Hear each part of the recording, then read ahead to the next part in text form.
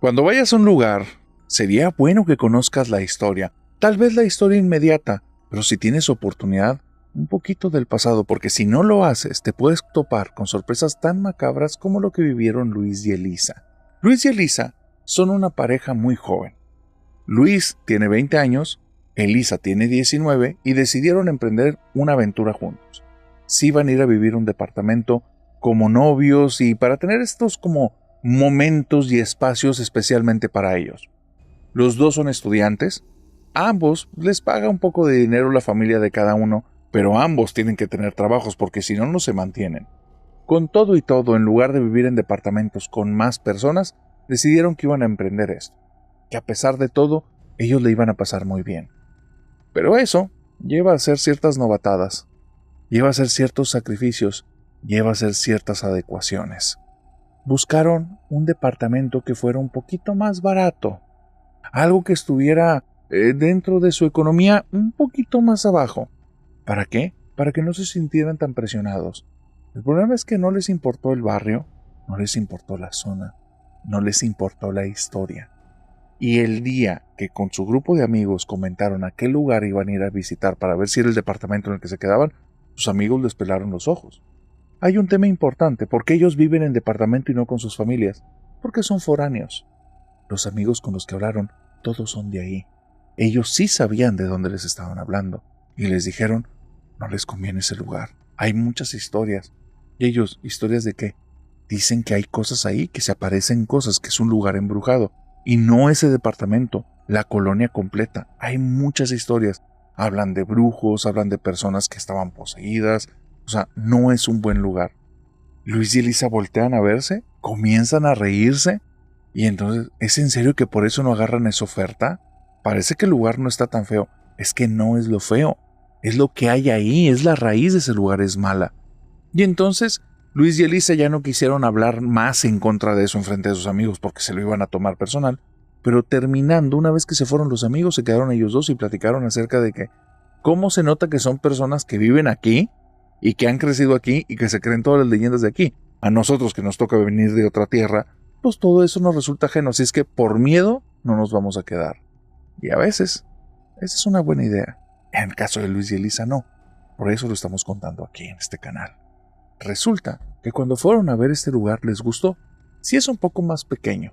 Lamentablemente no era un segundo piso, era un tercer piso en un edificio de departamentos. Así es que bueno, un poquito más de caminata, traer cosas de la despensa o venir cansado de clases, podía ser algo pesadito, pero eran bastante jóvenes y tenían muy buena agilidad. Tenían una buena musculatura porque hacían ejercicio, si es que eso no era un tema. No lo pensaron dos veces. Vale la pena por el costo. Casi un 30% más barato que cualquier otro lugar. Fueron a ver los departamentos de alrededor y se toparon nada más con algo que sí los hizo pensar un poco: los vecinos. No se veían personas peligrosas, se veían personas extrañas, personas apagadas, personas grises. Gente que tal vez está tan metida en su rutina que ya no tiene ese brillo de estar ahí, de estar presentes, de estar conscientes. Te lo digo porque cuando pasaron enfrente de un departamento que tenía una reja por entrada y entonces vieron a una ancianita del otro lado sentada en una mecedora y la saludaron, la mujer ni les respondió el saludo, simplemente se siguió meciendo. Pero después pasaron por otra casa, la puerta estaba abierta y el vecino estaba sin camisa, recargado en una esquina, un sujeto de unos 50 años tomando una cerveza. Lo saludaron y este hombre nada más se les quedó viendo extraño y volteó la mirada para otro punto. No los amenazó, no hizo nada desagradable, simplemente era como, vete de aquí, no me interesas.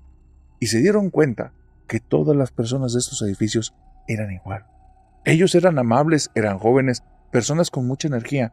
La gente de esos edificios parecían personas ya de bastantes más años que ellos, pero apagadísimos. Es mejor, ¿no? Hay muchos ojos vigilantes, muchas personas que probablemente estén pensionadas, gente que va a estar 24/7. Tan simple y tan sencillo como que, aunque nos cueste hacer un poquito de amistad, nos vigilan nuestra casa cuando no estemos y cuando estemos sabemos que estamos en un lugar tranquilo. Está bien. Decidieron firmar. Y el error siguió aumentando paso a paso. Visitar la zona prohibida, firmar un contrato a 1 año y entonces llevar todas las cosas ahí. No se dieron cuenta de cosas simples que se hubieran dado cuenta si fueran más observadores o si tuvieran un poco más de experiencia. Pero si la casa estaba tan seca, ¿por qué todas sus cajas en la parte de abajo estaban mojadas? No hacía sentido. Pero no lo observaron. Tal vez de donde la recogieron o en el camión de mudanza, tal vez ahí fue el problema. Porque no se dieron cuenta que cuando la sacaron del camión, estaban secas. La humedad es a raíz de que tocaron ese departamento.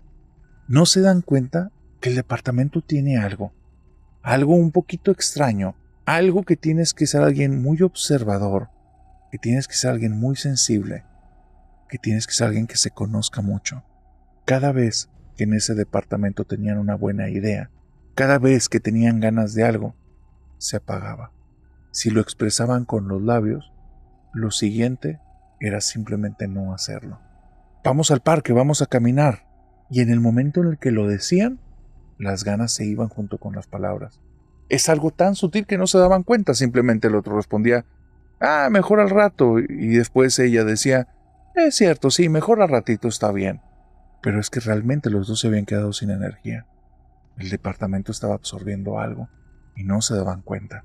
Se dieron cuenta ya tarde, ya cuando ellos estaban un poquito más grises, cuando estaban bastante más cansados, cuando subir esas escaleras les costaba, cuando salir del departamento les suponía un gran esfuerzo, cuando el grupo de amigos que tenían en común lo empezaron a dejar de frecuentar, ya llevaban 3 meses de no ver a ninguno de ellos.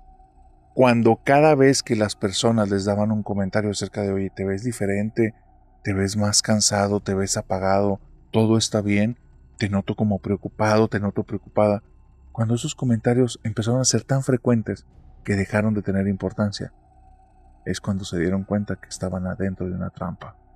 En el departamento ocurrió algo un día, y es que Luis estaba preparando la cena. Un par de huevitos, probablemente con algún tipo de curtido, jamón, salchicha o algo, y mientras lo estaba preparando, él estaba pensando algo relacionado con sus clases, y es entonces cuando se mueve para atrás con el sartén y nota por el rabillo del ojo que Elisa está ahí, detrás de él viéndolo. No la ve a detalle, está la silueta, está parada, está perfectamente ella. Y entonces, él cuando la ve de silueta, se distrae tanto que hace como flojita la mano y se le cae el sartén al piso. Y eso le da un poco como de vergüenza y empieza a decir, perdóname, Elisa. Mientras recoge las cosas va diciendo esto, yo sé que no tenemos mucha comida, pero no pasa nada, ahorita vuelvo a preparar y ya, no pasa nada. Y nota que Elisa no está diciendo nada, no, ¿por qué hiciste eso? O qué bárbaro, si ves que no tenemos comida, no le está reclamando nada. Y eso se le hace raro, y él sigue recogiendo las cosas y, no, ya no voy a estar tan distraído, Elisa, ahorita voy a preparar una cena más rica, vas a ver. Y entonces Elisa entra por la otra puerta y le dice, ¿qué pasa? ¿Me estás hablando? ¿Qué pasó? Y cuando él se queda en el piso, voltea al lado izquierdo, voltea a la derecha, que era donde había visto su silueta, no hay nada, y le dice, ¿no estabas aquí? No, te escuché que me estabas hablando, ¿por qué dejaste la cena tirada? ¿Qué pasó? Ya ves que no tenemos comida y le empieza a reclamar, y entonces entre los reclamos él se le olvida un poco, pero se queda muy extrañado. Algo raro pasó ahí. Yo estoy seguro que vi a Elisa. Pasan un par de días. Él estaba riendo la zona de la cocina, y cuando estaba riendo la zona de la cocina, algo le pega en el lado izquierdo de la cadera, voltea rápidamente volteando hacia abajo y lo único que logra ver es que en el piso hay un par de pies blancos que están cubiertos por una manta blanca. Y eso hace que le dé un escalofrío tremendo, porque esos pies son tan blancos que es imposible que la persona que los posee esté viva. Entonces se asusta, da un brinco, voltea hacia la puerta para salir de ahí, regresa la mirada y el lugar está vacío.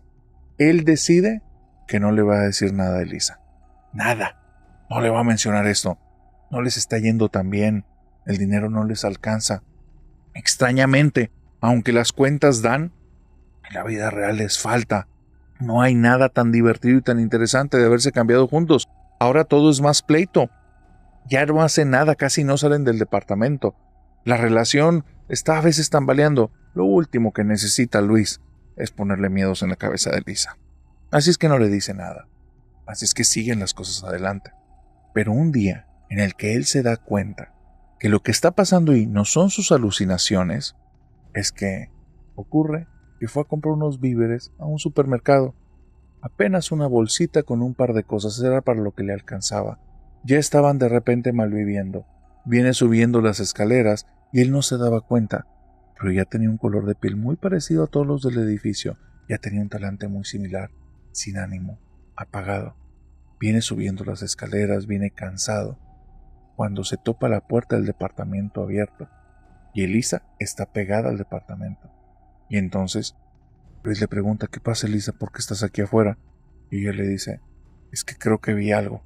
¿Cómo que crees que vi algo? ¿Estás bien? Y ella está pálida, muy muy pálida. Sí, vi algo, no quiero entrar. ¿Quieres? O sea, ¿hay alguien adentro? No, vi algo. Y ella se queda como ensimismada, que cuesta trabajo sacarle palabras.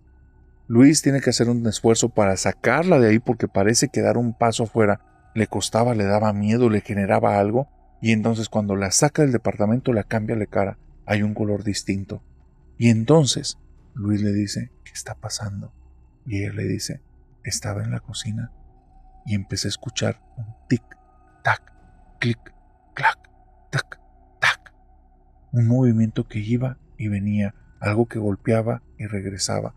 No sabía qué era eso, creía yo que traíamos algún tipo de gotera, cuando doy la vuelta y volteo a nuestra sala y la luz está prendiendo, apagando, al ritmo de ese sonido. Y me acuerdo que nuestra casa tiene estos switch viejos, que es un botoncito que tienes que mover y suena tic, y para regresarlo tac. Pero es que esa cosa es dura, eso necesitas hacer fuerzas porque es muy viejo. Y cuando volteo, hay una mujer vestida de blanco que me está viendo fijamente y lo está moviendo con la mano. Dice: me asusté como no tienes una idea, pero hay algo peor. En lugar de gritar, correr, algo me dijo en mi cabeza: ya no la veas a los ojos. Agaché la cabeza y le dije: sí, señora. Y en ese momento la luz se quedó apagada y parece que esa cosa se esfumó. No sé qué me está pasando, Luis, pero tengo mucho miedo. Luis entendió que verdaderamente las raíces de ese lugar no eran buenas. A partir de ese día, porque no se podía cambiar en ese instante, puso más atención. Y no era el edificio, era el barrio. Todas las personas apagadas, todas las personas grises. Y se le ocurrió preguntarle a 2 personas: el tipo de la cerveza, la señora que estaba en su mecedora de vez en cuando, y un vecino que tenía una casa justo enfrente del edificio de departamentos. La respuesta de todos lo dejó tan frío que después sí se mudó, y ya no le importó la economía. Fue con cada uno de ellos y les dijo: disculpa, ¿ustedes han visto una mujer de blanco? Cuando se pusieron pálidos y le cerraron la puerta en la cara, entendió que lo que estaba sucediendo ahí era un problema de niveles grandes, de niveles de los que él no iba a poder solucionar, y se cambiaron. ¿De qué manera te pudieras dar cuenta que tu departamento o tu casa está embrujada?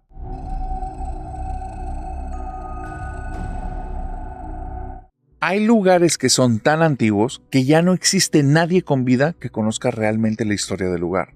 Y hay lugares que en su momento carecieron del nivel de importancia o no tuvieron a las personas ahí como para que tomaran registro de la historia.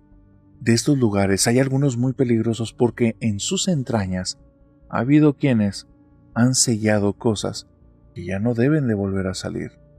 Lamentablemente, Aide es una persona que se topó con uno de estos lugares.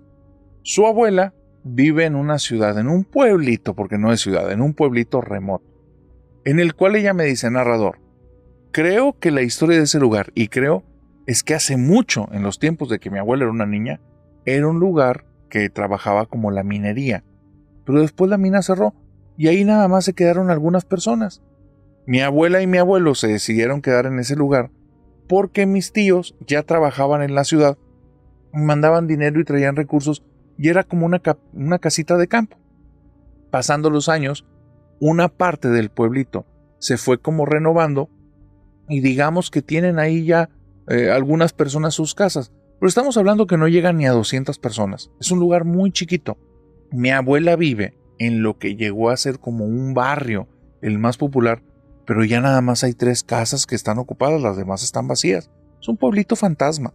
Y mi abuela tiene una casita que está muy grande, muy bonita, pero para llegar ahí tienes que cruzar un vado, un riachuelito, después hay un pozo de agua y después tienes que seguir un camino de terracería cerca de unos 200, 300 metros y ya vas a llegar a la calle de esta zona, que prácticamente es una calle, hay casas una enfrente de la otra, pero te vuelvo a decir, como es un lugar abandonado, hay terrenos baldíos, de repente algo se ve más lejano, no es como que estuviera así tal cual como en una colonia una enfrente.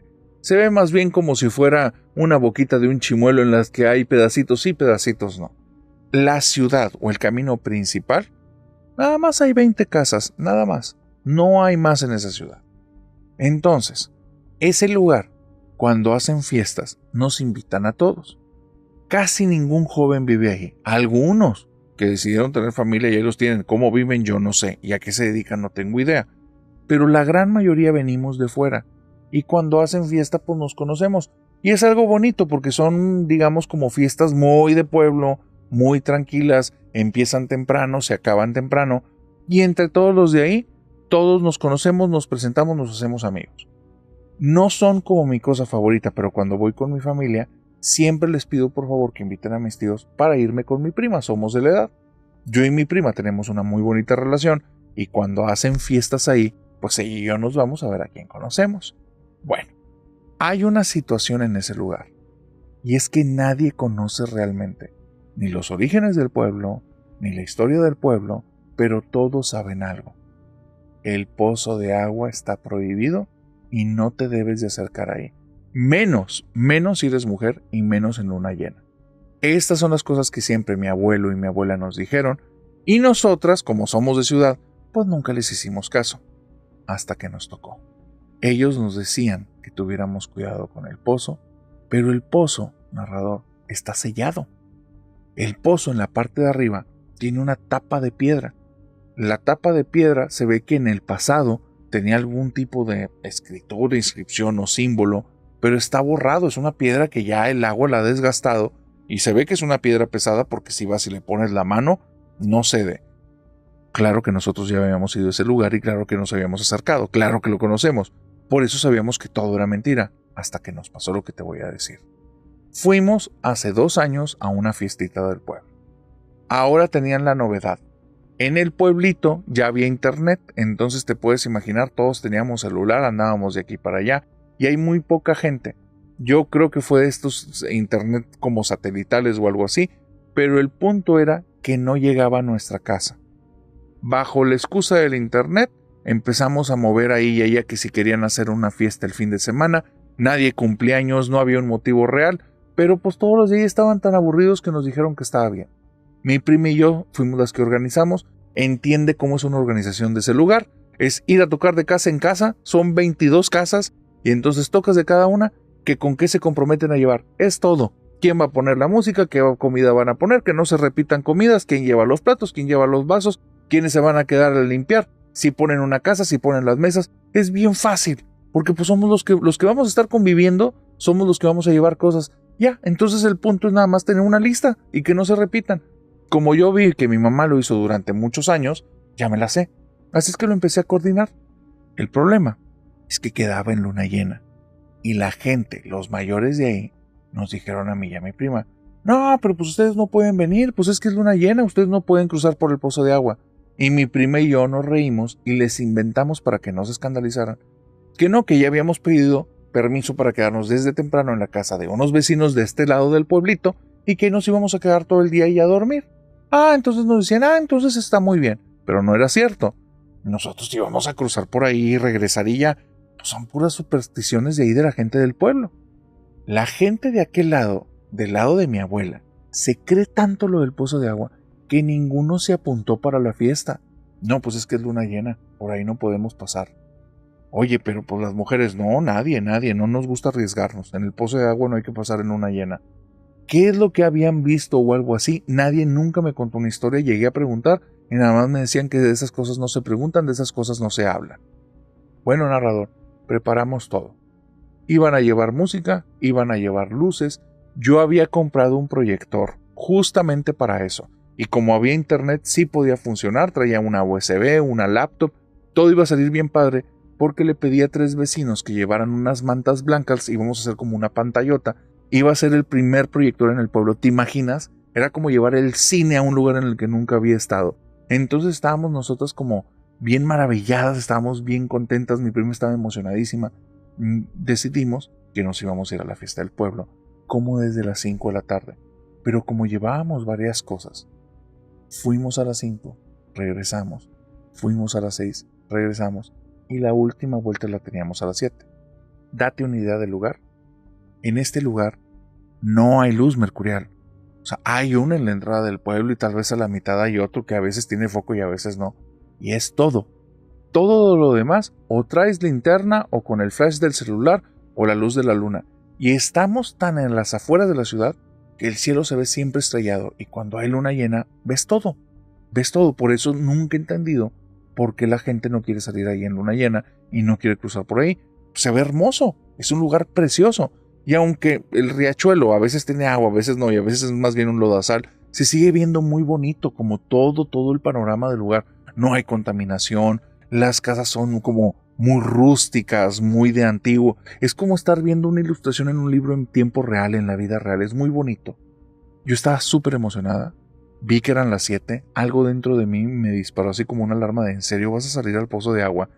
Y yo tuve que hablar conmigo un instante y decirme, ay, no seas ridícula, por favor. Volteo con mi prima y mi prima me dice, oye, es que ya son las 7, si se nos hizo tarde. Sí, vamos. Y le dije, es que ¿cómo vamos a dejar a las personas ahí esperando? Lo último que faltaba era el proyector, era lo que traíamos, así es que ahí voy yo con el proyector. Mi prima me va siguiendo y le dije, mira, es bien fácil, no voltimos al pozo de agua y nada más vamos derecho.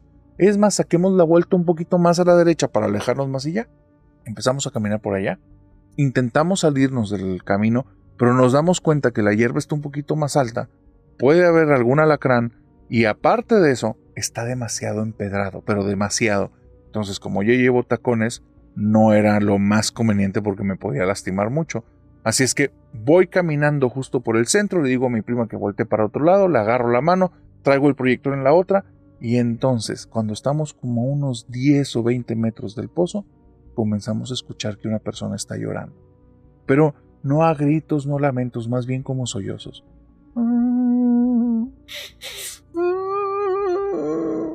Y entonces volteo con mi prima y le dije, ay, no sean ridículos, o sea, nos van a querer asustar con lo de la Llorona o algo así.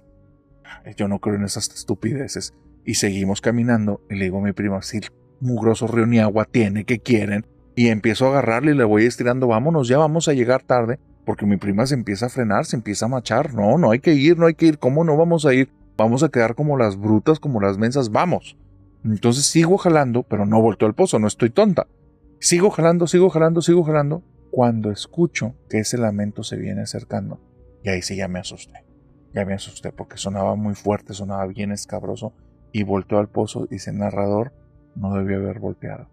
En el pozo veo que hay alguien sentada justo en la piedra dándome la espalda, como una mujer. Y era como si ella supiera que volteé porque no dije nada. No dije nada, solo volteé. Y esa persona que me está dando la espalda se empieza a retorcer para atrás, primero levantando la cabeza al cielo y después retorciéndola como si fuera una contorsionista y veo nada más cómo se mete al pozo. No se puede meter en el pozo está tapado. Yo he ido ahí. Pasamos por ahí en el día, tiene una tapa de piedra. Me asusto mucho porque después comienza a sonar otro lamento y el lamento viene del lado derecho, lejos del pozo. Volteo rápido y está esa misma persona sentada en el campo. Y se empieza a retorcer para atrás y nada más veo cuando va a tocar el piso ya no está. No te puedo decir el nivel de miedo que sentí, porque cuando doy la vuelta está en medio del camino, justo de regreso a la casa de mi abuela. Así es que agarro la mano de mi prima y le digo, vamos para adelante. Y donde vamos caminando, escuchamos que el lamento ahora viene de adelante. Levantamos tantito la mirada y en el río había 3 de estas cosas dándonos la espalda, como llorando, y ahora los lamentos venían de todos lados y se escuchaban cada vez más cerquitas y nada más le digo a mi prima, ya valió. Y mi prima me dice, ¿qué? Dije, no voltees a ver, vamos a cerrar los ojos y vamos a la casa de la abuela. Dice, ¿por qué? No abras los ojos, en serio, ni voltees. Dejo el proyector en el piso y nada más me tapo los ojos y empiezo a caminar como para adelante y voy echando madres porque es lo que yo me acuerdo que mi abuela hacía con esto. y no las quiero repetir, no las quiero decir, pero todas las que me sabía salieron ahí como ametralladora, una tras otra, y con la mano que traía mi prima, la otra que me tapaba los ojos, de repente con esa que me tapaba los ojos empezaba a dar manotazos y empezaba a decir, ¡ay de ustedes si me agarran hijas de su madre! ¡Ay de ustedes! Y entonces mi prima soltaba carcajadas de repente y me dice, ¿me están jugando una broma o qué? Y le dije, si llegas a abrir los ojos me vas a odiar toda tu vida, no lo sabrás, no sabes lo que está ahí, pero lo del pozo de agua era verdad. Y nada más siento donde la mano de mi prima se pone fría. Le dije, no me chingas, que te va a dar un ataque, y la vengo tirando, y mi prima empieza a temblar. Le digo, no, si yo nada más puedo con un burro, no con dos. Entonces mi prima suelta la carcajada, le voy diciendo eso, intentando que el buen humor como que nos ayudara un poco, intentando hacer como que esta cosa no pasaba, pero la realidad es que yo estaba pudriéndome de miedo, porque empecé a escuchar detrás de nosotros pasos. Pasos que venían desde el río, venían caminando cada vez más cerca de nosotros porque venían más rápidos que nosotros. Yo iba en tacones y mi prima se estaba muriendo del miedo por más que de repente se reía y era una risa nerviosa. Así es que me vuelvo a tapar los ojos y me amacho y digo, no, esta no va a ser mi última noche, aquí se friegan conmigo. Y voy diciendo eso cuando siento que alguien me agarra la mano y me la aprieta y pego el grito, pero un grito que me raja la garganta. Y nada más suena la voz de mi abuelo. Son unas chiquillas estúpidas, vénganse ya. Y mientras me agarra la mano, viene caminando y dice, no abran los ojos, ya les dijimos que el problema son las mujeres en la luna llena, no abran los ojos. Y nos lleva, nos mete a la casa, nos dejaron de hablar como 2 o 3 días, narrador. Y para el tercer día, dijeron, no queremos que vuelvan a estar aquí, regrésense a su casa. Dice, esto pasó hace 2 años. Mis abuelos me vienen a visitar, no me odian, pero no me dejan regresar a la casa. Estoy casi segura que es porque me están protegiendo. Después de que nos expusimos a eso, se me hace que esas cosas ya nos pueden atacar. ¿Sabes cuáles eran estas entidades?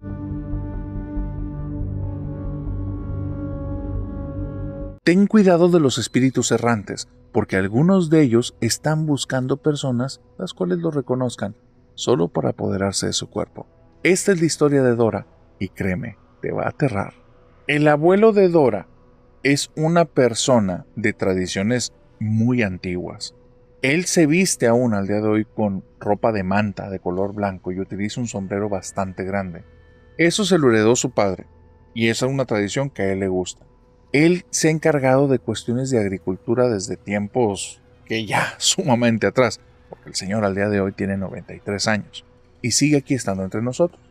Dora me cuenta que ella desde pequeña veía a su abuelo como alguien bien atípico, una persona muy silenciosa que se vestía así, que era su gala, pero también era su ropa de trabajo, y cuando todos los demás evolucionaban en sus vestimentas, en su vocabulario y en su forma de ser, el abuelo no. Él decía que había tradiciones que tenían que permanecer. Dentro de todas esas tradiciones que tenía el abuelo, había una que él repetía que para Dora siempre se le hizo algo chistoso, pero a la vez extraño. Nunca saludes a nadie de madrugada. No hacía mucho sentido, es una cosa media rara, y Dora preguntaba, pero el abuelo era muy silencioso, no era una persona que si le preguntaras te estuviera respondiendo. Es de este tipo de personas que más bien hacía algunos gruñidos, te volteaba la cara y te entornaba los ojos, se ponía la cara como brusca. No era un sujeto violento en sus acciones motoras, pero digamos que en todo lo facial te demostraba que a él no le gustaba hablar y no le gustaba que le preguntaras. Un sujeto de otra generación. Una persona que dentro de sus cánones era bastante amable y bastante cercana. Te puedes imaginar cómo eran los estilos a los que él se enfrentó. El punto es que Dora y el abuelo, pasando los años, tienen una bonita amistad. Dora vive una serie de situaciones conforme fue creciendo, en las cuales digamos que no le fue tan bien en la vida. Ella se casó y se divorció, de ese divorcio no quedó tan bien, y le empiezan a dar como unos ataques nerviosos, ataques de pánico, desvelos continuos, se empieza a refugiar en el alcohol, y llega un momento en el que su vida es un descontrol, pero un descontrol es un problema enorme. Siente que ya no tiene rumbo, se siente deprimida, está mal. Y se daba cuenta que la única parte de su vida que no ha sido afectada por esa relación y por lo que vino subsecuente de esas situaciones es la relación con el abuelo. El abuelo vive tan lejos de la ciudad y en un ambiente tan rural que la contaminación de esas situaciones nunca afectaron su zona. Si es que le pide permiso al abuelo, que si le permite vivir con él una temporada, y el abuelo le dice: tú barras, tú trapeas. Es todo lo que le dijo. Fue su sí. Pues Dora iba para allá y le toca barrer y le toca trapear. Oye, y la temporada que iba a ser 1 mes o 2 meses se transformó en 4, 5, 6 meses. Dora de repente tenía como tanto apego a la situación de la naturaleza que le gustaba. Le gustaba ya no estar todo el tiempo apegada a aparatos eléctricos. No le gustaba como tener por todos lados ruido, personas andando desde aquí a allá, el ruido de los camiones y de la ciudad. Todo eso desapareció. La luz que tenían en la casa eran velas cuando tenían, porque lo demás, sol y luna, no había de otra. La casa, cuando no había luna y estaba el sol apagado, no tenía ni electricidad, así es que lamentablemente era un pozo oscuro, y ella aprendió a adecuarse a eso y le gustó. Al principio le daba nerviosismo, después le trajo mucha tranquilidad y llegó a enamorarse de esa zona. ¿Cómo estuvo cerca de 6 meses? El abuelo se fue ablandando. No hablaba, no es una persona que hable, pero le pedía cosas a Dora y era la forma en la que ella entendió que le estaba pidiendo ayuda. Acompáñame, carga esto, lleva aquello. Eran cosas que el abuelo jamás le pedía a nadie.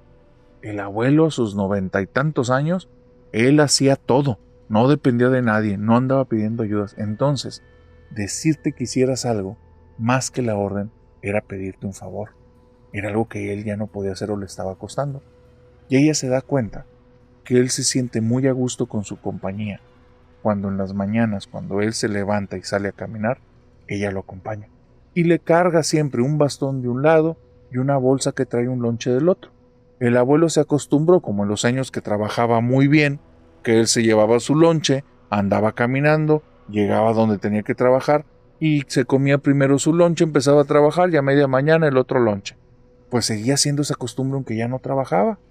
Y siempre llevaba su bastón, pero al principio le gustaba caminar un poquito erguido y aunque fuera lento, pero después necesitaba el bastón. Así es que Dora se transformó en esa persona de compañía que el abuelo agradecía, no con sonrisas, no con palabras, pero ella lo sentía. La cara cada vez menos enojada, menos molesta, más relajado. ¿Ya comió, mija?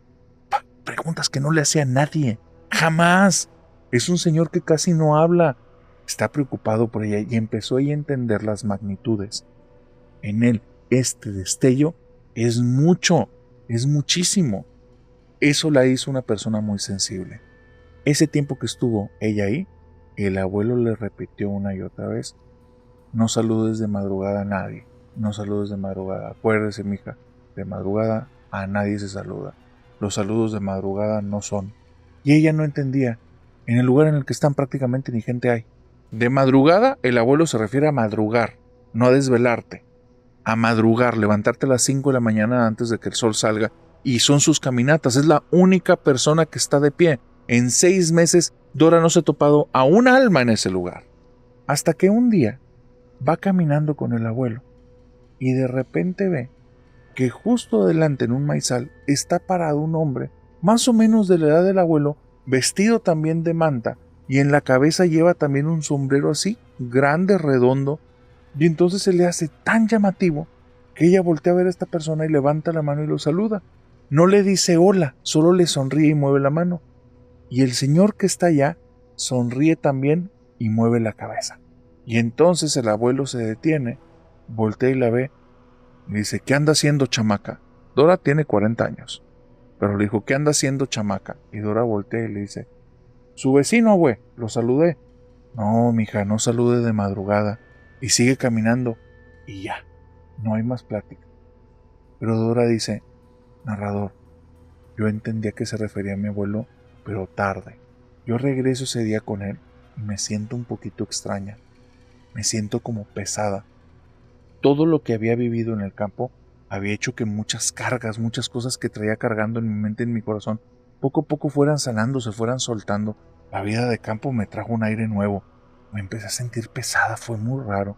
El cansancio del día, también no soy una jovencita. Puede ser eso, si es que me voy a dormir temprano, me levanto y me duele el cuerpo. Me siento como sin energía. Mi abuelo me dice que lo acompañe, me paro, lo ayudo con el bastón, con el lonche, y mientras voy caminando, cada paso que doy es como si pesara media tonelada. Levantar el pie del piso me está costando mucho y me empieza a dar miedo. No vaya a ser artritis, no vaya a ser algún problema de salud. Mi abuelo, ¿cómo me va a ayudar? Y aquí ni teléfono tenemos. Cuando nos vienen a visitar familiares es una vez al mes, nada más que se le ofrece al abuelo, le dejan víveres y el abuelo, sabrá Dios de milagro, la logra hacer todo el mes, pero él está acostumbrado a vivir así. Entonces yo empecé a pensar, no hombre, no, ¿qué me va a pasar a mí? Y lo peor es que el día siguiente, narrador, me pongo peor. O sea, es horrible, siento mis hombros cargadísimos, siento como todos los músculos apretados y me empiezo a sentir como chupada. Y hay un día, que no sé si pasó una semana o dos, en el que no me puedo levantar, no me despierto, me quedé dormida. Cuando me despierto me siento un poco mejor, pero es porque la luz me está dando en la cara y me da vergüenza, miedo, me da todo. Mi abuelito, mi abuelito se ha de haber ido solo, ha de haber dicho que soy bien floja. Pues es que este hombre tiene haciendo esta rutina más de 60 años, está bárbaro. Entonces me levanto, volteo a todas partes, me intento levantar, pero el cuerpo me duele mucho. No es gripa, no es nada de eso, es otra cosa, se siente muy raro. Me siento drenada, mi cabeza está saturada, me siento como mal, muy sobrecargada, como de una energía mala. Y entonces se abre la puerta de la casita del abuelo, se mete él junto con otra persona y me dice, ahí trae el muerto, quítaselo. Y entonces yo volteo a verlo y digo, ¿qué, abuelo? Échese, chamaca, por andar saludando de madrugada, échese, la van a curar. Dice, y este tipo trae un huevo, me lo barra en el cuerpo, lo pone en una sartén, empieza a hacer unas oraciones, quema un par de hierbas y me las pone, y entonces hace que me levante, me quedo yo sentada, y me empieza a hablar, pero no a mí, sino al lado del hombro, y empieza a decirle, ya sabes que no te le debes de trepar, no andes buscando chamacas, tú ya te fuiste, no te debes de quedar aquí, váyase. Y empieza a dar con estas como unas ramitas, como unos golpecitos que me terminaban pegando en el hombro, pero yo veía que no me los estaba queriendo dar a mí. Era como si le pegara en la cara a alguien. Y de repente yo sentí, narrador, así, como si un par de manos y un par de piernas en mi abdomen se empezaran a soltar y toda la energía regresó y empecé a sentirme mejor y ya no me sentía pesada. Y entonces nada más me dijo, señor, traías cargando un muerto, ya no andes saludando de madrugada. Y se fue. Dice narrador, no sé exactamente qué pasó, pero te lo juro, desde ese día jamás saludo de madrugada. Y es a esto a lo que algunos se refieren cuando dicen que se te subió el muerto.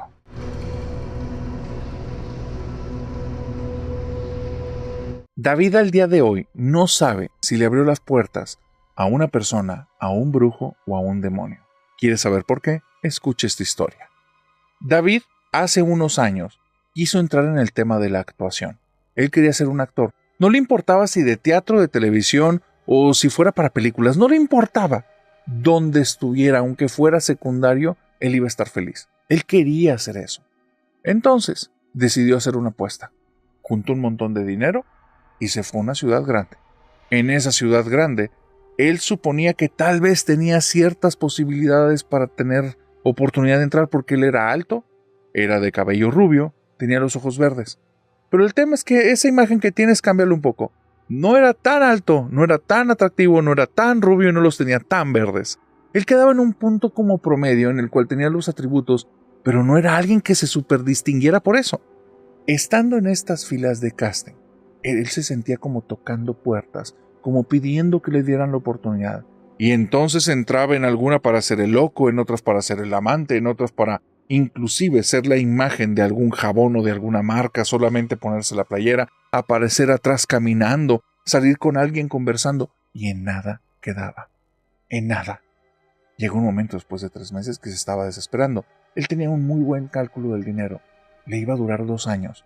Pero era muy desesperante porque él esperaba que mínimo en 3 meses ya tuviera un papel aunque fuera chiquito, que fuera el árbol del fondo aunque fuera, pero no era nada. Así es que al estar en las filas, se propuso algo. Quiero conocer a las personas que también están aquí. Yo sé que no soy el único que está así. Y comenzó a preguntar nombres y hubo una persona que le llamó la atención. Alguien chaparrito, moreno, de nombre Vicente. Esta persona, cuando fue y le habló, Vicente se puso como muy alegre, muy contento, empezó a sacarle plática, Y los dos empezaron a conversar y ya Vicente le estuvo contando sus desventuras. El cómo también ya tenía muy buen tiempo tocando puertas y no funcionaba y no funcionaba. Y por más que hacía las cosas no funcionaba. Y David empezó a darse cuenta por todas las conversaciones que todos estaban haciendo lo mismo. Me dice, se me ocurrió algo brillante. Empezar a hacer las cosas de manera diferente. Tal vez por eso no me contrataban, porque todos nosotros hacíamos lo mismo.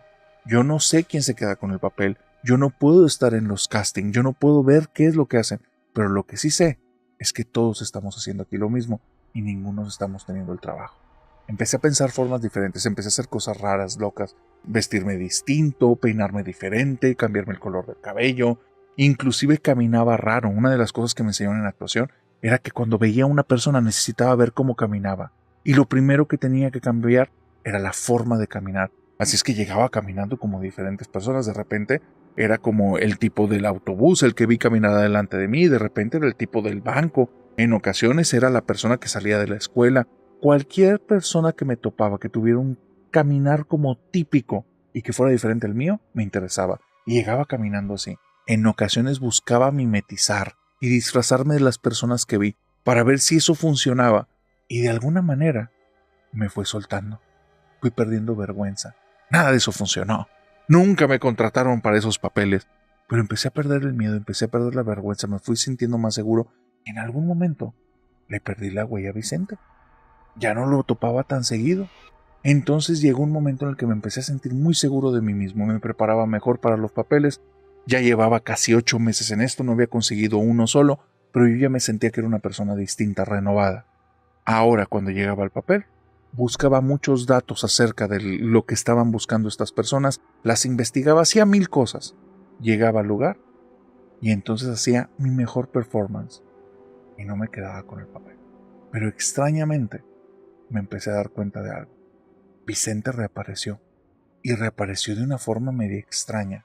Cuando lo veía, yo lo veía que si nos veíamos el día 1 en cierto lugar, en el día 2 él venía vestido ahora como yo me vestí el día anterior. Una ropa parecida, un cabello parecido. Después de un par de semanas que yo me sentí que estaba yo nada más siendo paranoico, me compré una camisa súper extravagante solo para saber si era verdad. Y al día siguiente llegó con mi camisa.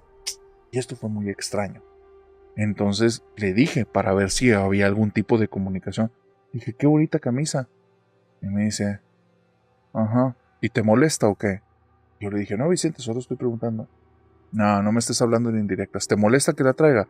¿Te molesta que se me vea bien o qué? Y yo no entendí. Vicente me estaba dando como una cara que no entendía. Seguí enfocado en los castings. Y de repente ya no entendía los papeles que estaba haciendo. Verdaderamente eran buenas actuaciones.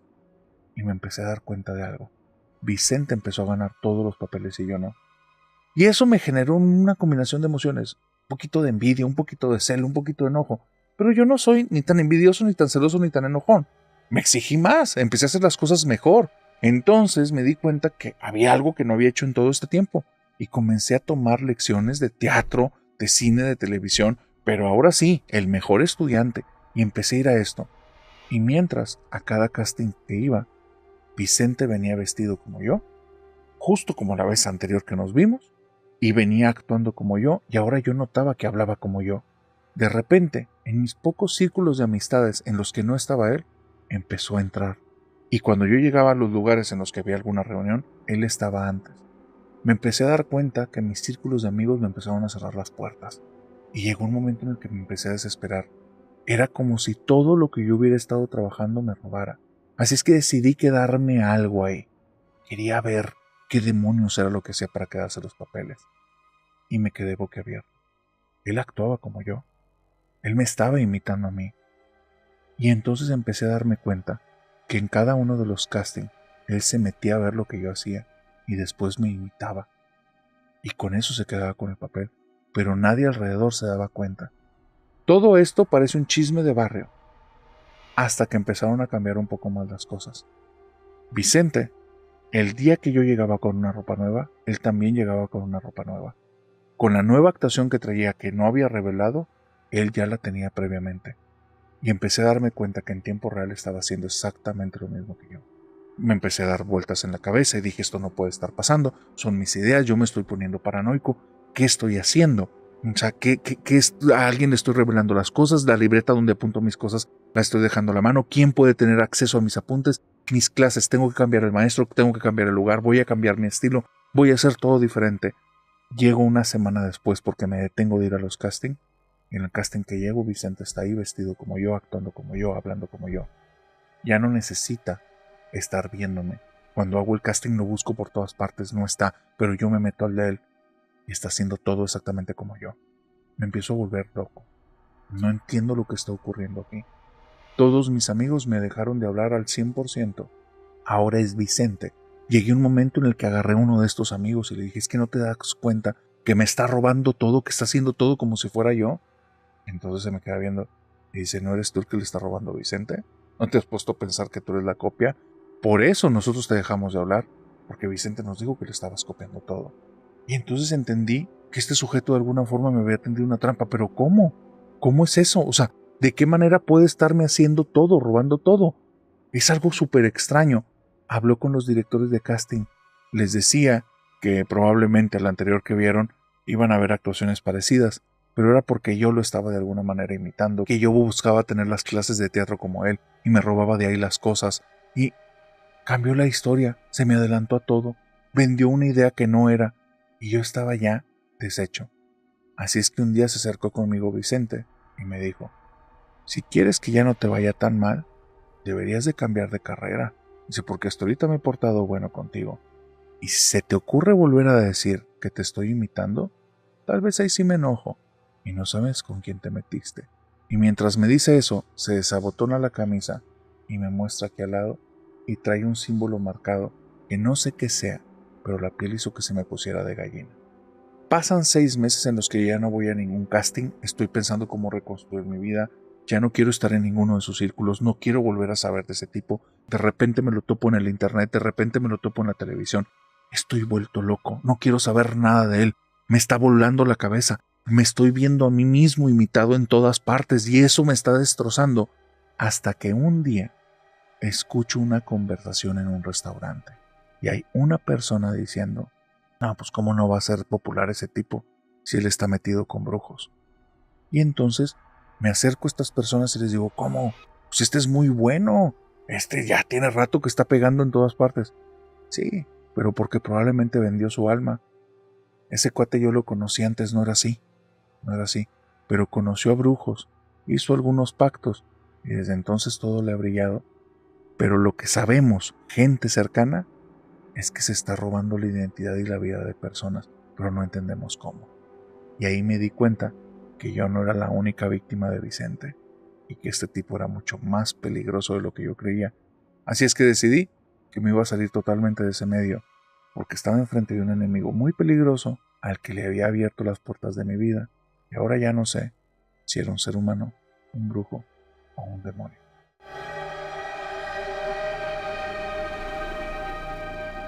Agustín me mandó una historia de lo más inquietante y me dice, narrador, ¿tú crees en los viajes en el tiempo?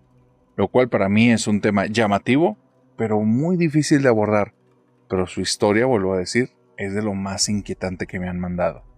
Me dice, mira narrador, de los temas paranormales, yo no soy una persona que tenga algún punto de vista como bien desarrollado. No ha sido el tema que más me ha interesado en la vida. Pero de un tiempo a la fecha, yo soy 100% familia nocturna, no sé, como que le agarré el gusto, el sabor a la forma en la que cuentas las cosas y de repente ahí me ves escuchándote todo el día. Me animo a contarte esto porque es la única cosa que he vivido que tenga que ver con algo como inexplicable y tiene que ver con el momento más difícil y fuerte de mi vida. Pero yo no entiendo exactamente qué fue lo que pasó. Te tengo que contar que desde que tengo 6 años, y durante una temporada algo larga, tuve el mismo sueño todas las veces. O más bien, el mismo suceso posterior al sueño. Yo me iba a la cama, me dormía, y al momento de levantarme, al abrir los ojos, veía una luz muy blanca, que no era por mi habitación, porque en mi habitación entraba muy poca luz y solo de un lado y no me pegaba en la cara, pero yo veía una luz muy blanca y escuchaba cerquita de mi oído a una voz de una mujer que decía, 1-11-03. Pero la forma en la que lo decía era así. 1-11-03. Con ese ritmo siempre. Y pasaba una y otra vez. Dormía, no sé qué soñaba. Y después veía una luz blanca. 1-11-03. Y otra vez, esa misma voz de una mujer. No era como si me hablara a mí. No era como un mensaje para mí. Era como si escuchara que alguien allá está diciendo algo para sí misma. 1-11-03. Una y otra vez, una y otra vez. ¿Qué significaba ese número? No tenía ni la menor idea. No tenía ni la menor idea. Pero ya lo tenía tan grabado que si me pedían como que una contraseña, 1-11-03 era mi contraseña. Si me pedían firmar de alguna manera algo, como que en algún juego, yo me quiero llamar 1-11 o yo quiero ser el número 03. Eran mis números de la suerte, eran mis números para todo. Cuando tuve en mi lista el número 11 me sentí súper feliz. O sea, eran como que mis números para todas las cosas. Y yo seguía soñando con eso, hasta que cumplí 10 años. Tengo que decirte que yo era el aguador del equipo de fútbol de mi papá. A mis 10 años yo lo veía tan contento jugando fútbol con sus amigos los fines de semana, que yo le decía que yo quería ayudar, que yo quería participar, que quería estar cerca de la cancha, y entonces él me puso como el aguador. Mi trabajo era servir vasos de agua de una hielera grandota que llevaban ahí, y entonces yo servía los vasitos con agua y se los llevaba a cada uno de los jugadores. En el 2003 hubo un juego, y extrañamente, porque debería de haber sido una época de frío, hizo mucho calor, muchísimo calor. Mi papá jugó, lo dio todo, él era un delantero, metió 2 goles, estaba como eufórico porque era la semifinal, habían pasado a la final, y al final sentía el tanto calor que él se fue directamente a la hielera que ya estaba media vacía, la agarró y empezó a tomar directamente. Cuando terminó de tomar el agua con hielos, se desplomó, cayó al piso, todos empezaron a movilizar. Yo me acuerdo eso como de una manera media difusa, porque apenas tenía 10 años, y entonces veo cómo lo están llevando a la ambulancia, yo no sé qué hacer, no sé si llorar, acercarme, solo estoy diciendo papá, papá, me llevan con él, mi mamá viene después de un rato, vamos en la ambulancia, los paramédicos están haciendo cosas, mi papá no reacciona, llegan al hospital y estoy sentado en la sala de urgencias sin entender qué está pasando, mi mamá está llorando, está como loca hablando con una y otra persona, y escucho a lo lejos una persona que dice 1-11-03. Era el 1 de noviembre del 2003, el día en el que falleció mi papá. Dice, y era la misma voz que los años anteriores había tenido en mis sueños. Es lo único que he vivido, y es el momento más tatuado en mi cabeza y no le encuentro explicación. ¿De quién habrá sido esa voz que escucha Agustín?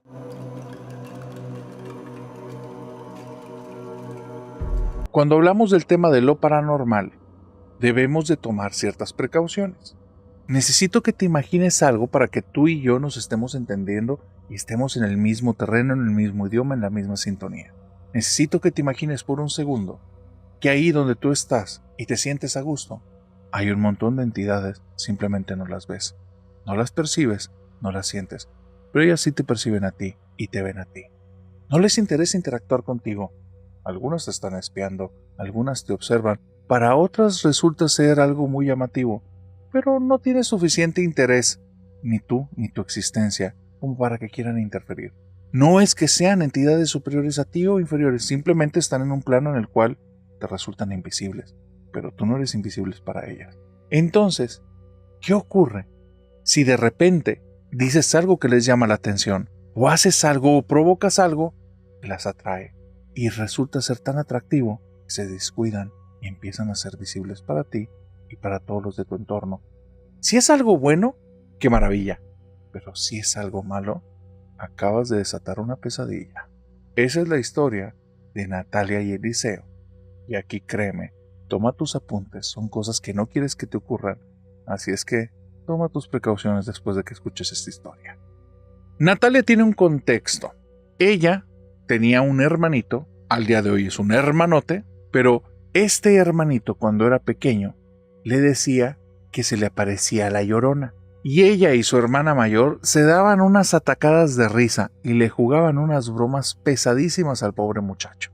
Una se vestía con bata blanca, se dejaba el cabello en la cara y empezaba a perseguirlo por la casa. El pobre huerquito tenía 4 años, entonces salía corriendo y llorando de un lado para otro. Eran canijas las dos. Una se metía debajo de la cama con su bata y con el tiempo compraron hasta peluca y se asomaban debajo de la cama de repente cuando sabían que el hermanito estaba ahí y le sacaban los sustos de la vida. No es ninguna sorpresa que el hermano menor de Natalia quiere a Natalia, pero tiene sus reservas, y cuando le dicen es bien buena persona, no la conociste cuando éramos niños. O sea, tiene sus muy buenas reservas de Natalia y de su hermana mayor. Pero hay algo, él odia todas las temáticas de terror y no soporta que alguien mencione la Llorona, y nadie que se llegue a vestir con batas blancas le resulta agradable a sus ojos ni a sus sentimientos. Se pone mal. El tema del terror en su vida está absolutamente vetado. Te cuento eso porque la vida da vueltas. Pasando el tiempo, el hermanito es el hermanote. Es un doctor y es el doctor de la familia. Y tiene buena relación con todos. Con Natalia, sí de repente le dice, me estoy portando bien, no estés saliendo con tus cosas porque cuando eras niña eras canija. Y siempre le está recordando una y otra vez que ella lo traumatizó. La hermana mayor hacía lo mismo, pero él no se acuerda. Él le cargó toda la culpa a Natalia y mira, a Natalia pues no le toca más que cargar el yugo que ella misma se creó. El punto es que la vida, como te digo, da vueltas. Natalia, por estos extraños sucesos de la vida, vive en la casa de su infancia, en la casa en la que el hermanito le tenía tanto miedo a la Llorona, en la casa en la que le jugó 1000 veces bromas y el pobrecito se la pasaba llorando de un lugar a otro. Bueno, en ese lugar Natalia se casa con su esposo, o sea, no exactamente en la casa, pues, pero vamos, están viviendo ahí, tienen a su primer hijo y este hijo tiene 4 años. Los mismos que tenía el hermanito menor cuando le jugaron estas bromas. Y eso hace a veces que la naturaleza del ser humano, que siempre ha sido linda, buena y hermosa, se muestre a veces cruel, desalmada y no tan empática. Porque Natalia, un día que invita a la hermana mayor, le dice, oye, ¿y si le jugamos una broma a mi niño? Y buscan hacer la broma de la Llorona. Son unas canijas porque el pobre muchacho ni se le esperaba, pero ellas hicieron ya utilizando la tecnología una nueva broma. Una se vistió de la Llorona y se puso fuera del cuarto, y la otra simplemente metió una camarita que ya tenían desde antes, de estas que son como para revisar cómo está el bebé, pero que pueden transmitir audio. Mete la cámara en su habitación y pone la pantallita escondida en la habitación de su hijo. La pantallita tiene sonido y ella en su habitación empieza a decir ¡ah! Y el niño empieza a escuchar desde una bocina que él no sabe que está en su habitación el lamento de la Llorona. Entonces comienza a gritar, empieza a pegar en la puerta, mamá, ábreme, ábreme, la Llorona. ¿Y sabes por qué decía la Llorona? Porque Natalia y su hermana son canijas.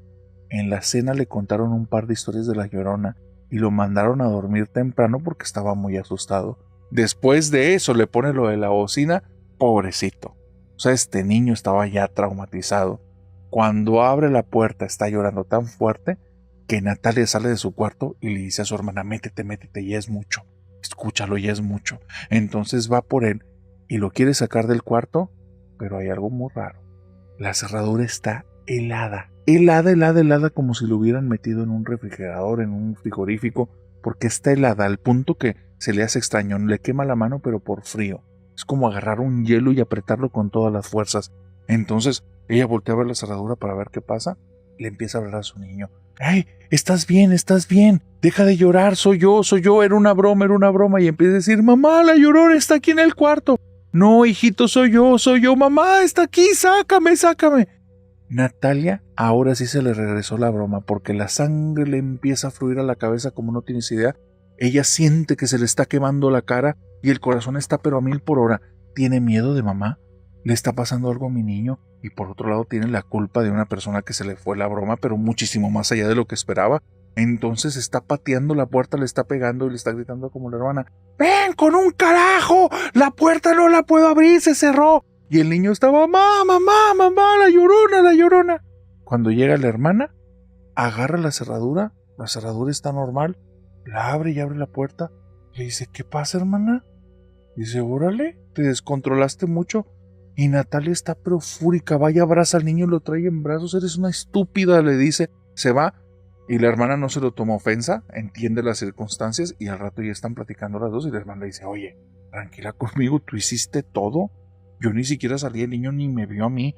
¿Todo fue tu broma? Y entonces Natalia le dice, sí, no, pero no hay que volver a hacer esto. Ve, pobrecito, cómo quedó. Yo no esperaba que fuera algo así. Yo creía que iba a ser como nuestro hermano. O sea, nuestro hermano nada más, pues allí lloraba un rato. Y entonces la hermana mayor le dice, pues lloraba igualito que tu niño. A mí se me hace que te está pegando porque es tu hijo. Pero era lo mismo. Yo por eso no me lo estaba tomando tanto. Pero no, ya te entendí. Y vamos a pararle aquí. Ya no hay que hacerle bromas. Natalia, los siguientes días es mucha reflexión. Culpa como no tienes idea. Le está pidiendo disculpas a su niño para todo. Le está trayendo regalitos. Lo quiere mimar desde que amanece. Pero el niño ya no puede dormir. Entra en su habitación de día o de noche. Y en el momento en el que se cierra la puerta, al minuto empieza a llorar. Mamá, mamá, aquí está la señora, aquí está la llorona, sácame, sácame. Y la mamá está muerta de miedo. Pobre Natalia. No entiende qué está pasando. Traumó a su hijo para toda la vida. Mete la maldita camarita al cuarto del hijo, porque llega un momento en el que esto está pasando de manera tan recurrente y Natalia no lo puede llevar al psicólogo porque la van a culpar y eso no sabe cómo manejarlo. Y también estamos hablando de una semana. Esto ocurre en una semana en la que hizo una broma que se le salió de la mano. El niño parece que se está como que teniendo muchos miedos nocturnos con esto. Ella lo quiere manejar, pone la cámara ahí esperando como ver algo, o sea, realmente se está apareciendo algo en el cuarto de él, o son puras imaginaciones de él, o qué pasa. Cuando viendo la camarita, después de que hace que el niño entre a su cuarto, nota cómo se pone distorsionada la imagen y es donde el niño empieza a gritar. No vio nada, pero sí pasó algo en el cuarto. Natalia corre a la habitación, se mete, saca al niño y empieza a decir, no sé quién eres, no sé qué estás haciendo aquí, pero deja a mi niño en paz. Y entonces es como si le hubieran quitado una venda de los ojos y comienza a ver a la mujer que su niño ha estado viendo desde hace varios días y que tal vez vio su hermano. Ahí te va por qué. Es una mujer de bata blanca, cabello negro que le cubre el rostro. Lo que ya hemos escuchado miles de veces, la Llorona. El sonido que tiene no es un sollozo, es como un lamento, pero es un lamento enojado. No suena a una persona que sufre, suena a una persona que si te la topas te va a atacar. Y entonces ese sonido que está haciendo le perfora los oídos, abraza a su niño, lo saca de ahí y le marca a su hermano el doctor. Y le dice, por favor, Nico, por favor, dime de cuando éramos niños, que lo que te daba miedo en la casa éramos nosotras. Y Nico le dice, no, ¿qué va? ¿Ustedes darme miedo? ¿Tú creías que no sabía que traías peluca? Tú no te parecías a la mujer de blanco que se parecía ahí. Yo me ponía a llorar con sus bromas, porque cuando ustedes me hacían sus bromas, después la mujer se me aparecía, y en la noche era como si nadie me escuchara en la casa. Y Natalia se le fue la sangre al piso. ¿Cómo era la mujer de blanco? Como ustedes, pero ella sí era de verdad. Y chécale los dedos, los tiene como si estuvieran llenos de tierra, como si trajera tierra entre el dedo y la carne. Si se le llega a parecer a tu niño, yo te recomiendo que te mudes. Así es que yo te recomiendo que nunca te burles de los entes.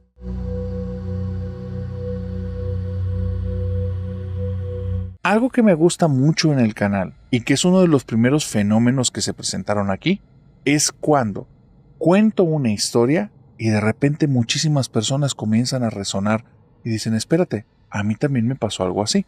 Había ocurrido con varios temas, con el hombre del sombrero en las primeras temporadas, con ciertos tipos de sueños, con ciertos tipos de brujería, pero hoy ocurre con un tema que desde hace buen tiempo me había llamado la atención, y el hecho de que me hayan llegado ya tantas historias de este tema es algo que me pone alegre y a la vez nervioso. Nervioso, literalmente un poco incómodo, un poco de sensación de inseguridad. Te voy a decir por qué. El tema tiene que ver con personas que viven dentro de familias de brujos, pero que no comparten estas creencias. Sin embargo, son víctimas de ser partes de estas familias. Con esto también quiero dar un contexto. Existen muchos tipos de brujos, creyentes y personas del ocultismo. Mis respetos para todos ellos. Pero estas historias son de las víctimas, que no creen en eso, pero están inmiscuidos en ese mundo por las personas de su alrededor. Hay una chica, le vamos a dar de nombre Steffi. Steffi me cuenta, dice, narrador, mi familia, desde mi abuelo a la fecha, son brujos. No todos, no todos. De hecho, mi familia, mi papá y mi mamá, son cero tema de brujería, no les gusta y es algo que prefieren que no se mencione nada al respecto. Mi abuelo es brujo, brujo, brujo, brujo, curandero, que te hace de todo tipo de trabajos, pero que por lo general se ha dedicado a hacer cosas como buenas, limpiar a las personas, intentar hacer que les vaya bien en un futuro, y él poco a poco como que ha dedicado su vida a eso, pero en su pasado era más ambicioso, más arriesgado, y digamos que su corazón sí era algo ambiguo, así es que sí tiene un pasado en el que hizo de todo, y él mismo dice, no hay que utilizar estas cosas para hacer daño porque se te regresa. No sé las historias, nunca me las quiso contar. Mi abuela Didi, su esposa, es católica, pero católica como no tienes una idea. Es fanática católica. Ella y el abuelo se la pasan peleando. Y ella, desde que yo era pequeñita, se acercaba conmigo y me decía, no le hagas caso a tu abuelo y nunca le sigas el juego. Las cosas que él hace son bien peligrosas, nada más que no te lo dice. Así es que no le hagas caso. Usted encomiéndese a Dios y rece un Padre Nuestro. Y siempre me decía lo mismo la abuela Didi. Eso me decía porque previamente estuvo en alguna plática donde el abuelo me explicaba algo acerca de animales guardianes, de algún tipo de amuleto, de algún talismán. Y entonces mi abuela, cuando el abuelo se descuidaba, venía y me daba siempre su cantaleta. Por mi cuenta, yo te voy a decir qué es lo que yo viví. Yo vivía un señor que creía en muchas cosas, que la verdad eran sus creencias, pero que ni pasaba nada, ni hacía nada, y cuando hacía una limpia no pasaba nada, y cuando invocaba algo no pasaba nada, y que si traía un espíritu guardián no pasaba nada. Y viví con una abuela que hacía exactamente lo mismo, que si le pedía a la Virgen y no pasaba nada, y que si le pedía a Dios y no pasaba nada, entonces para mí eran lo mismo. Yo los veía como si fuera el mismo gato revolcado para otro lado. Entonces, ¿quién era yo hasta mis 16 años? Una atea por completo. O sea, no odiaba esas creencias, podía estar ahí, pero no creía en nada de eso, porque yo veía que era lo mismo, le ponían otro nombre, otra cara, pero no pasaba nada. Al día de hoy me doy cuenta que ese Steffi de 16 años era una súper ignorante y simplemente le faltaba el tacto, el feeling y la experiencia para entender qué estaba pasando. Y no eran las mismas cosas. Y sí pasaban cosas, solo no las percibía. Lamentablemente me di cuenta de la peor forma. Cuando cumplo 16, mi abuelo viene a hablar conmigo bien serio y me dice, Steffi, quiero decirte que tú tienes un don y es más fuerte que el mío. Quiero ayudarte a que lo desarrolles. Mi abuela nos escucha y es la vez que más fuerte le he escuchado pelear con mi abuelo. Le dijo que si estaba loco, que qué le pasaba por la cabeza, que ya no metiera más personas. Si él sabía lo que le había pasado y lo que le había costado, ¿por qué estaba metiendo personas en eso? Y entonces el abuelo no se defendía, le pedía disculpas, pero le decía, ya mujer, no me grites, ya sabes que de repente me patina, invito personas pero no soy yo. Y entonces yo no entendí por qué dijo eso, si antes él vino y me invitó a eso. Después de eso me di cuenta que este tema no era bueno que lo dijera enfrente de la abuela. Así es que yo empecé a buscar al abuelo solo cuando estaba solito en su casa y le empezaba a preguntar que si me podía instruir y decir, porque se me hacía algo bien maravilloso, se me hacía como me va a enseñar magia. Aunque yo creía que nada de eso era verdad, pues nada, que había algo oculto. Mínimo, en las pláticas con mis amigas, me iba a ver más sabionda que ellas, y con eso me funcionaba. Mi abuelo comenzó por explicarme acerca del tarot, y él me dio una carta, una baraja. La baraja estaba nueva, estaba sellada, y me dijo que esta era especial para mí. ¿Dónde la compró? ¿De dónde la sacó? No sé, porque nunca en ninguna tienda volvió a ver una baraja como la de él. Las cosas que tenía en la baraja se veían súper aterradoras. Se veía todo como muy gótico, como muy hecho para que te dejara como que impactado visualmente. El ahorcado, se veía una persona ahorcada y con detalles en el cuello, y se veía aparte que estaba sangrando y una horda de personas alrededor. Se veía fea la situación. La persona que aparecía ahí como el loco era una persona que su mirada se te quedaba grabada en la cabeza. Era como si te estuviera viendo y al mismo tiempo como si te traspasara. El diablo, una carta horrible.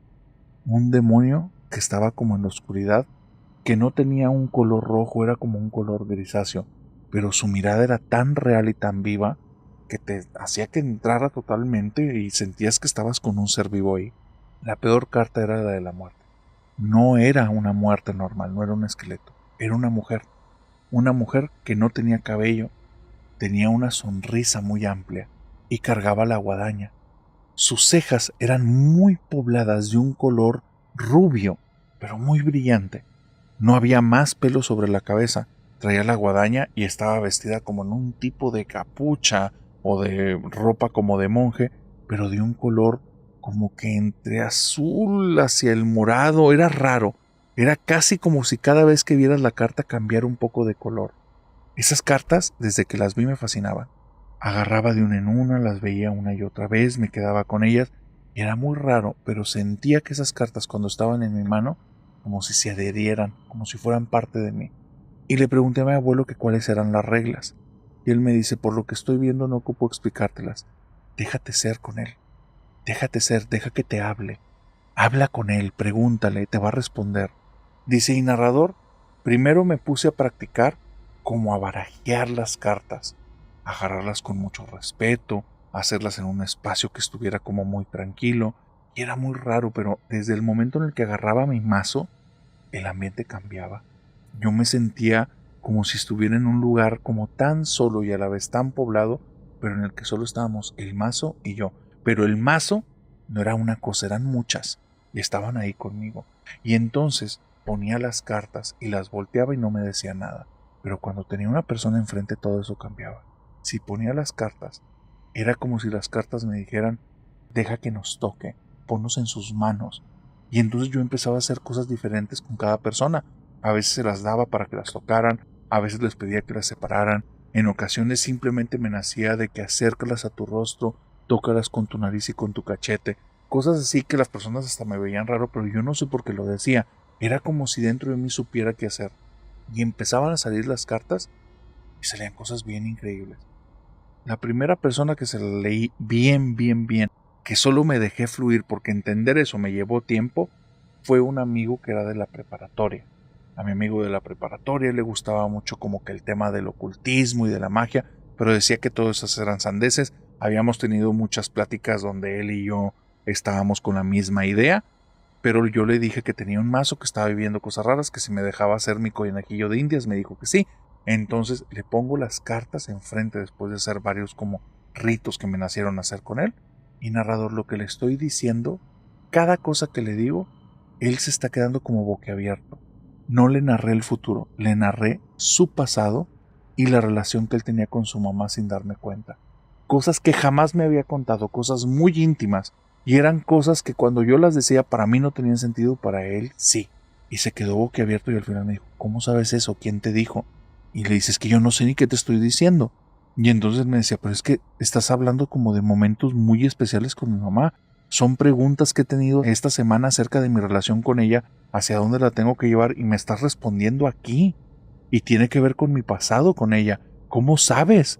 ¿Te lo dije alguna vez? ¿Me estás haciendo una broma? Dice, y salió de ahí choqueado. A la semana me lo agradeció y me dijo que gracias a eso se había puesto a reflexionar mucho y que ahora tenía mejor relación con su mamá y que trajo muy buenos recuerdos a raíz de esa corrida de cartas. Y le dije que si se las volvía a leer y me dijo, no, así estoy bien. ¿Por qué? Es que fue muy raro, fue como si hubieras entrado en mí. No quiero ya volver a vivir esto, pero muchas gracias. De ahí, más amigas de la preparatoria. Cada persona que se la leía era algo diferente. Había personas que les estaba leyendo el presente, había personas que les estaba diciendo el futuro. Y me decían ellos porque yo lo que decía no tenía sentido. Es más, para que me entiendas, era como si hubiera entendido en algún momento a una persona que habla chino y me doy cuenta que yo puedo decir las palabras en chino, pero como yo no entiendo el significado de las palabras, no estoy entendiendo qué demonios estoy diciendo. Entonces, las barajas salían y era como si sintiera algo que lo podía llevar a palabras, pero no lo lograba traducir para mí, y la otra persona solo veía que se sorprendía. Yo estaba maravillada. Empecé a sentir que era como caminar. Si camino cuesta arriba durante media hora, mañana puede ser que esté cansada, pero pasado mañana tal vez ya no hago 30 minutos, sino 31. Entonces dije, esto es como un músculo, hay que estarlo fortaleciendo. Y a todas las personas que me encontré empecé a leerles las cartas. Amistades, personas de la preparatoria, amigos del amigo del amigo, y así me fui. Hasta que toqué a mi familia. Le dije a mi primo que si le leía las cartas. Cuando le leí las cartas, La primera que me salió fue la de la muerte. Y fue muy raro, narrador, porque salió y le dije, no, vamos a volverlas a leer. No me gusta esa carta y no sé qué me vaya a decir, pero no. Porque cuando salió la de la muerte, sentí, al momento en el que dejé la carta ahí abajo, como si algo me agarrara la mano. La volteo y veo la muerte y dije, no, yo no quiero eso. Por eso le dije que la volviéramos a hacer. Volvemos a guardar las cartas, la reparto y vuelve a salir. Qué raro. La agarro, con conciencia la pongo aparte del mazo, muevo las cartas, la pongo abajo, le pido que divida, las vuelvo a poner y sale otra vez la muerte. Narrador, yo no sé si él la metió o no la metió, pero esa vez que salió la muerte le dije, no, mejor la volvemos a leer. Voy con una prima, sale la muerte. Voy con un tío, sale la muerte. Voy con una tía, sale la muerte. Llega un momento en el que en todas las cartas de mi familia, toda la lectura, no las podía hacer, que siempre salía la muerte. Como la primera, como la segunda, como la tercera carta, pero salía la muerte. Yo no quería hacer trampa, no quería sacar esa baraja del mazo, pero un día dije al carajo. La saqué del mazo, la dejo en mi casa, me voy con mi prima y salió la muerte. Ahí sentí que había algo muy raro aquí, que algo me estaba siguiendo, simplemente yo no lo estaba notando. ¿Quién volvió a meter esa carta ahí? Cuando regresé a la casa, la carta no estaba en su lugar. Estaba en el mazo, fue la carta que saqué en la lectura. No termino las lecturas nunca. Siempre que sale la carta que me doy cuenta que está ahí, al diablo no voy a leer. Así es que le pido ayuda a mi mamá. Mi mamá me dice que cómo se me ocurre estar haciendo esas cosas, que yo no debo estar haciendo eso, pero me empieza a dar puras cantaletas acerca de rezar y pedirle a Dios, y no es eso lo que estoy buscando. Yo quiero saber por qué está apareciendo cada rato esa carta y quién la volvió a meter en mi vaso. Mi abuelo va a ser el que me dé la respuesta. Así es que voy con él y le digo al abuelo, abuelo, tengo un problema muy grave. Dice, me siento muy nerviosa porque todas las veces que he estado leyendo las cartas me está apareciendo la muerte. Y entonces dice, no sé qué hacer, ya la saqué del mazo y regresó. Y le dice, no te preocupes, mija, yo sé qué te está pasando, no te preocupes. Y entonces dice, pero entonces no va a pasar la muerte, o sea, solo está saliendo la carta porque sí. Y dice, no, sí va a pasar la muerte. La muerte soy yo. ¿Qué? ¿De qué estás hablando? Dice, mire, hija, hay muchas cosas que no sabes de mí y no te las voy a contar. Pero ya no andes sola en esta casa. Yo ya se lo prohibí a tu abuela. Por aquí anda ella, la de tus cartas. Por aquí anda paseando. Viene por mí. Yo ya intenté hablar con ella, pero a ella no le interesa. Se las va a cobrar, hija. Así es que, mejor, ya no las leas. Ya no las leas. Son de ella me las dio. Entonces, cuando me dijo eso, narrador, yo no supe ni cómo tomarlo. Se está volviendo loco, me está cuenteando, me está jugando una broma. Pero si hubieras visto la cara de él cuando me lo dijo, te hubieras quedado igual que yo. Una sensación de vacío tan grande, como si alguien durante mucho tiempo te hubiera agarrado de ti y a tu familia y les conectó unos hilos y los trajo como títeres durante mucho tiempo, años, y no se daban cuenta. Y creyendo que tomaban sus decisiones, no eran ustedes. Creyendo que era yo la que estaba haciendo las cosas, no era yo. Me sentí usada, me sentí traicionada, me sentí deshecha. Y sentí que yo era la culpable de lo que estaba diciendo mi abuelo, pero a la vez me sentía confundida. Fui con mi abuela, le conté lo que estaba pasando, mi abuela se puso a llorar y nada más me dijo, ya no andes en esta casa, hija, si anda por aquí yo también ya la vi. Y entonces, durante las siguientes semanas, narrador, a regañadientes le saco a mi abuelo que me diga qué es lo que está viendo. Y me dice que ya van varias ocasiones en las que él, estando en una habitación solo, ve donde llega de forma así descarada una mujer en un manto que tiene colores que cambian, no tiene cabello en la parte de arriba de la cabeza, sus cejas son pobladas en un color rubio y tiene una sonrisa totalmente malévola. Ella trae cargando como una hoz, pero no la logra ver, solo se ve como algo distorsionado, pero sabe perfectamente qué es. Le pregunté que si él tenía varias cartas de esas, porque yo jamás había visto la muerte representada así. Y él me dijo, no, son cosas que no puedes saber, pero es que ese mazo es de ella y viene a cobrar. Ya no lo uses. Fue avanzando el tiempo ese año. Y durante todo el año, yo estaba al pendiente que no le pasara nada a mi abuelo. De repente, los tíos ya no iban a su casa, las tías ya no iban a su casa, los sobrinos ya no iban a su casa, los nietos ya no iban a su casa. La casa del abuelo prácticamente solo tenían a mi abuelo y a mi abuela. Y mi abuela, si no estaba mi abuelo, no podía estar ahí.